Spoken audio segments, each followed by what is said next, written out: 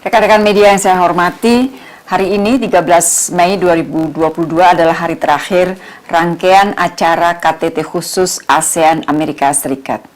Acara yang dilakukan Bapak Presiden pada hari ini adalah pertama menghadiri working lunch para pemimpin ASEAN dengan Wakil Presiden Amerika Serikat Kamala Harris. Kemudian yang kedua adalah menghadiri diskusi mengenai isu perubahan iklim yang dipimpin juga oleh Wakil Presiden Harris. Dan yang ketiga adalah acara puncaknya KTT khusus ASEAN Amerika Serikat. Saya ingin mulai dengan working lunch para pemimpin ASEAN dengan Wakil Presiden Harris. Topik yang dibahas dalam pertemuan adalah masalah ketahanan kesehatan, pemulihan dari pandemi, dan kerjasama maritim. Bapak Presiden adalah salah satu pembicara pertama yang diminta menyampaikan pandangannya mengenai kerjasama kesehatan. Dalam pertemuan tersebut, di awal statement, Bapak Presiden menyampaikan bahwa isu kesehatan adalah salah satu prioritas presidensi Indonesia di G20. Presiden menyampaikan bahwa kemarin bersama dengan Presiden Biden, Presiden Republik Indonesia telah memimpin KTT COVID-19.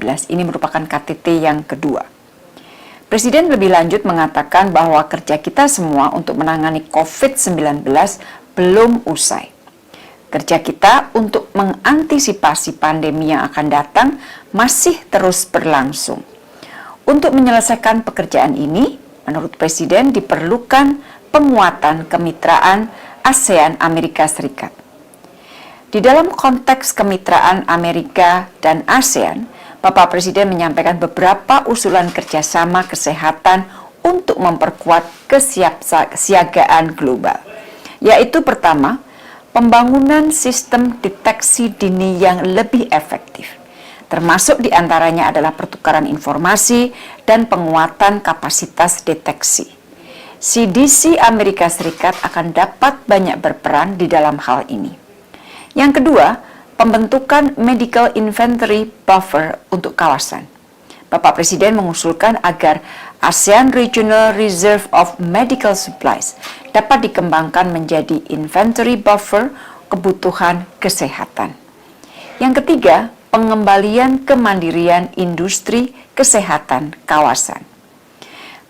Peran Amerika Serikat sangat penting dalam dukungan investasi, kerjasama riset, transfer teknologi, dan akses ke bahan baku produksi.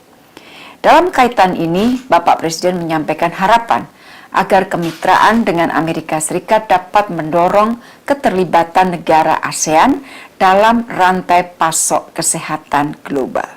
Dan yang keempat, pembiayaan kesehatan kawasan. ASEAN COVID-19 Response Fund dapat ditransformasikan untuk membangun kesiapsiagaan terhadap atau menghadapi pandemi berikutnya. Rekan-rekan media yang saya hormati, kegiatan Bapak Presiden yang kedua adalah pertemuan membahas isu perubahan iklim, energi bersih, dan infrastruktur berkelanjutan. Tadi saya sampaikan bahwa pertemuan ini dipimpin langsung oleh Wapres Harris dan turut dihadiri oleh sejumlah pejabat pemerintahan Amerika Serikat, antara lain utusan khusus untuk perubahan iklim, kemudian Menteri Transportasi, Menteri Energi, dan Kepala Badan Perlindungan Lingkungan. Di dalam diskusi, Bapak Presiden mengidentifikasi 3 hal penting yang dapat dijadikan fokus kemitraan ASEAN Amerika Serikat di dalam penanganan perubahan iklim. Pertama, pembiayaan iklim. Bapak Presiden secara terus terang menyampaikan bahwa negara ASEAN hanya menerima sekitar 10% dari total dukungan pembiayaan iklim dari negara maju untuk tahun 2000 sampai 2019. Bapak Presiden juga mengatakan komitmen negara maju untuk implementasi isu pembiayaan iklim dinilai masih rendah dan ini menjadi penghambat pencapaian NDC secara global. Yang kedua, Presiden menyampaikan mengenai kerjasama transisi energi. Beliau menyampaikan mengenai komitmen ASEAN meningkatkan proporsi energi baru terbarukan dari 14% pada 2018 menjadi 23% pada 2025. Disampaikan bahwa upaya ini memerlukan dukungan pembiayaan yang tidak sedikit, setidaknya investasi sebesar 367 miliar dolar dan transfer teknologi. Di Indonesia, Presiden mengatakan bahwa transisi energi untuk 8 tahun ke depan memerlukan 30 miliar dolar. Bapak Presiden menyampaikan berbagai potensi yang dimiliki oleh Indonesia seperti energi surya, bayu, maupun panas bumi di mana saat ini pemanfaatannya baru mencapai 0,3% dari total potensi.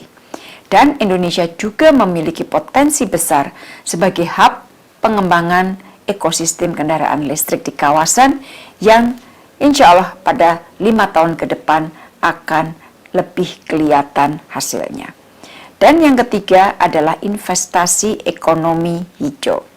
Bapak Presiden menyampaikan bahwa ekonomi hijau berpotensi menghasilkan peluang ekonomi 1 triliun dolar dan menyerap 5-6 juta pekerja hingga 2030. Peluang kerjasama ekonomi hijau terbuka lebar dan diperlukan mekanisme yang dapat mempertemukan bukan saja sektor pemerintah, namun juga sektor bisnis. Investasi di infrastruktur hijau dapat menjadi unsur penting kolaborasi ASEAN Amerika Serikat yang memerlukan setidaknya 2 triliun dolar dalam 1 dekade mendatang. Rekan-rekan media yang saya hormati, pertemuan ketiga yang dihadiri Bapak Presiden dan pertemuan yang terakhir di Washington DC adalah KTT khusus ASEAN Amerika Serikat. Sebagai negara koordinator kerjasama ASEAN dengan Amerika Serikat, Indonesia diminta sebagai salah satu pembicara pertama setelah pembukaan oleh ketua. Dalam hal ini tuan rumah, yaitu oleh Amerika Serikat. Di dalam pengantarnya, Bapak Presiden menyampaikan keprihatinannya bahwa saat pandemi belum sepenuhnya usai, justru perang di Ukraina terjadi. Beliau juga menyayangkan saat dunia memerlukan kerjasama dan kolaborasi, yang terjadi justru rivalitas dan konfrontasi yang semakin menajam. Multilateralisme bukan menjadi semakin kokoh, sebaliknya unilateralisme yang justru semakin mengemuka. Bapak Presiden juga menyampaikan mengenai dampak perang di Ukraina, khususnya terhadap negara berkembang, seperti kenaikan harga pangan dan energi, serta perlambatan pertumbuhan ekonomi. Perang di Ukraina juga telah melemahkan multilateralisme. Perang yang berkepanjangan di Ukraina berpotensi memecah belah hubungan antar negara. Oleh karena itu, di dalam pernyataannya Bapak Presiden menekankan bahwa pelajarannya sangat jelas. Perang tidak akan menguntungkan siapapun. Untuk itu, perang harus segera diakhiri. Bapak Presiden mengingatkan setiap negara memiliki tanggung jawab untuk menciptakan enabling environment agar perdamaian dapat terwujud.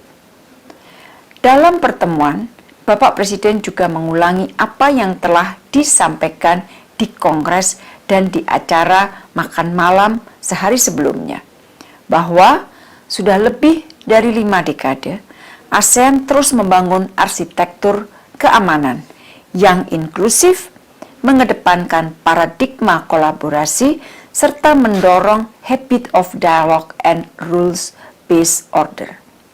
Spirit yang sama ingin didorong di Indo-Pasifik melalui ASEAN Outlook on the Indo-Pacific.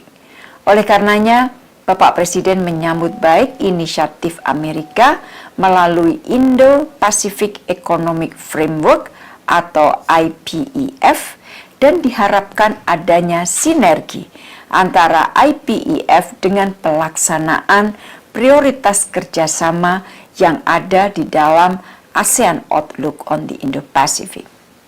Bapak Presiden menyampaikan tahun depan pada saat Indonesia menjadi ketua di ASEAN, Indonesia berencana melakukan Indo-Pacific Infrastructure Forum, dan beliau berharap partisipasi Amerika Serikat di dalam forum tersebut.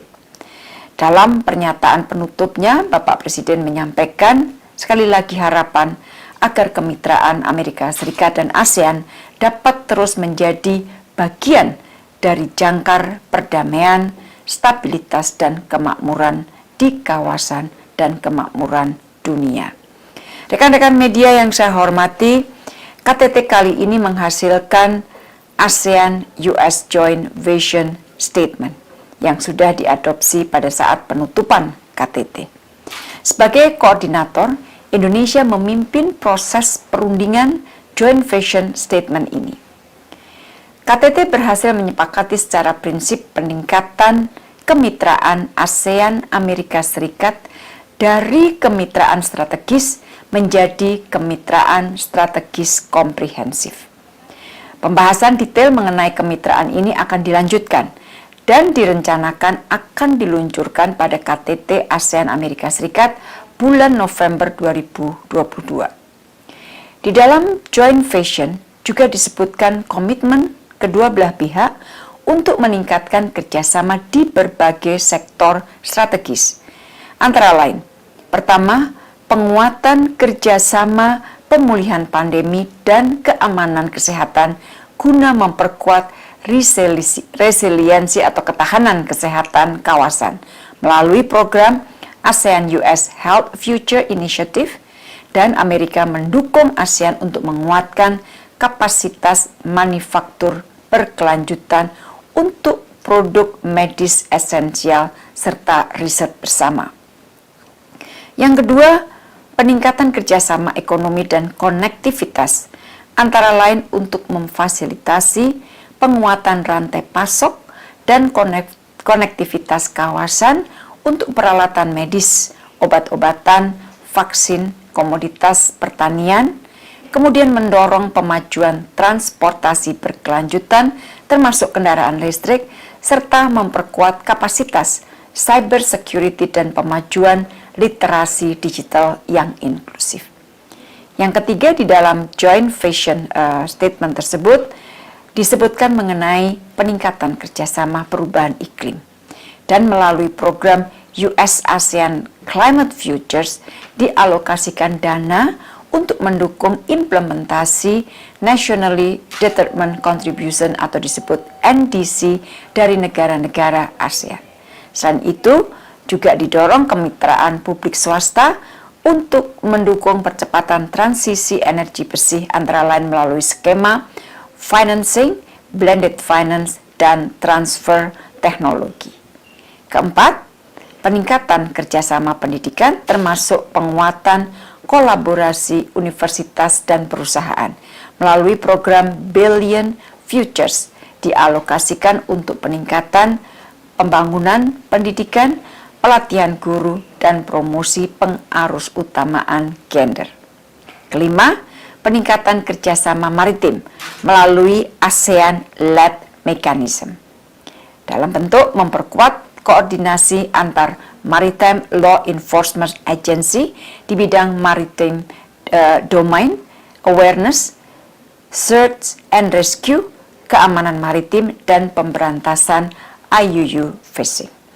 Rekan-rekan media yang saya hormati, kehadiran Bapak Presiden pada rangkaian pertemuan KTT ASEAN Amerika Serikat diharapkan dapat memperkuat kerjasama konkret antara ASEAN dan Amerika Serikat demi menjaga atau demi berkontribusi bagi perdamaian, stabilitas, dan kemakmuran kawasan Indo-Pasifik. Keseluruhan rangkaian acara berjalan dengan lancar, diskusi dilakukan secara sangat terbuka, dan diskusi atau pertemuan-pertemuan yang dilakukan tidak hanya dilakukan dengan pemerintah, tetapi juga dengan Kongres dan juga dengan kalangan bisnis. Demikian rekan-rekan media yang dapat saya sampaikan. Sekali lagi, terima kasih.